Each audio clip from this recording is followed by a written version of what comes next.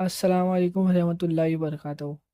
آج میں آپ کو بتاؤں گا گناہوں سے بچنے کے طریقے۔ ہر انسان سے گناہ ہوتے ہیں، لیکن ایک سچا مسلمان وہ ہے جو گناہوں سے بچنے کی کوشش کرتا ہے اور غلطی ہو جائے تو اللہ سے معافی مانگ لیتا ہے۔ قرآن میں سورہ العمران کی آیت نمبر 135 میں اللہ تعالیٰ فرماتا ہے، اور جو لوگ جب کوئی برا کام کر بیٹھتے ہیں یا اپنی جانوں پر ظلم کر لیتے ہیں تو اللہ کو یاد کرتے ہیں اور اپنے گناہوں کی معافی مانگتے ہیں۔ گناہ اس کا مطلب گناہوں سے بچنے کے لیے سب سے پہلے یہ سمجھنا ضروری ہے کہ اللہ ہمیں ہر سمے دیکھ رہا ہے۔ قرآن میں سورہ العلق کی آیت نمبر 14 میں اللہ تعالیٰ فرماتا ہے، کیا وہ نہیں جانتے کہ اللہ دیکھ رہا ہے؟ اس کا مطلب جب انسان یہ بات یاد رکھتے ہیں تو اس کے لیے گناہ چھوڑنا آسان ہو جاتا ہے۔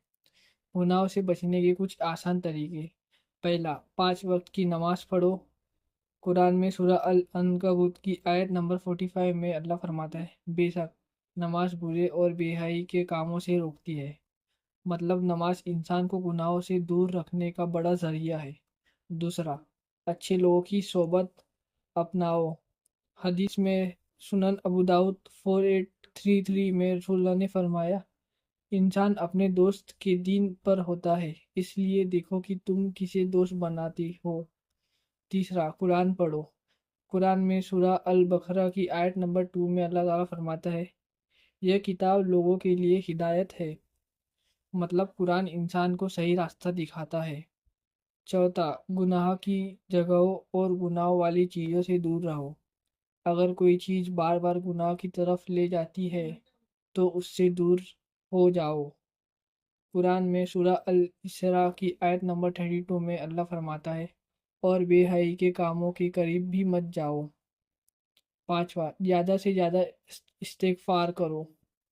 حدیث میں سنن ابو داؤد 1518 میں رسول اللہ نے فرمایا، جو انسان استغفار کو اپنے اوپر ضروری بنا لے، اللہ اس کے لیے ہر تنگی سے نکلنے کا راستہ بنا دیتا ہے۔ بھائیوں اور بہنوں، شیطان چاہتا ہے کہ انسان گناہ کرتا رہے، لیکن ایک مسلمان ہر دن اپنے ایمان کو مضبوط کرنے کی کوشش کرتا ہے۔ اگر آپ سے کوئی گناہ ہو جائے تو مایوس مت ہوئیے، ترنت توبہ کیجیے اور اللہ کی طرف لوٹ آئیے۔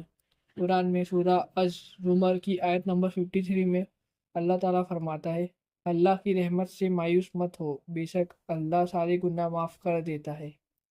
اللہ ہمیں گناہوں سے بچنے، نیک کام کرنے اور سچی توبہ کرنے کی توفیق عطا فرمائے، آمین۔ السلام علیکم ورحمۃ اللہ وبرکاتہ۔